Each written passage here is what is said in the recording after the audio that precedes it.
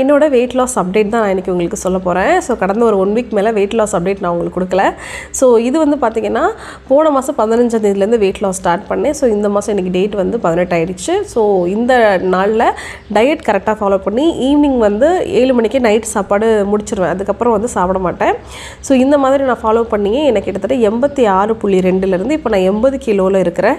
So last ஒரு 10 நாளாக வந்து பார்த்திங்கன்னா ஓரளவுக்கு வாக்கிங்கு 1 ஹவர் எக்ஸசைஸ் நான் பண்ணிகிட்ருக்கிறேன். ஸோ இதை வந்து நான் தொடர்ச்சியாக பண்ணுறேன். ஸோ மோஸ்ட்லி எனக்கு வெயிட் லாஸ்க்கு ஹெல்ப் பண்ணது என்னோடய ஃபுட் ஹேபிட் தான் மெயினாகவே. எவ்வளோ தான் எக்ஸசைஸ் பண்ணாலும் அது 20% தான், மீதி 80% வந்து ஃபுட்டு தான். ஸோ அதில் நல்லா கான்சன்ட்ரேட் பண்ணுங்கள். ஆயில் ஐட்டம் வந்து நான் ஒரு 90% நான் எடுக்கலை. ஸ்வீட்டும் ஒரு 90% நான் கட் பண்ணிட்டேன். ஒரு 10% எப்போயாவது தோணும் போது தான் சாப்பிட்றேன். ஸோ இதை ஃபாலோ பண்ணி எனக்கு கிட்டத்தட்ட 86 கிலோவிலேருந்து 80 கிலோவுக்கு நான் வந்திருக்கேன். ஸோ அடுத்து நெக்ஸ்ட் வீக் நான் வந்து என்னோடய வெயிட் அப்டேட் பண்ணுறேன்.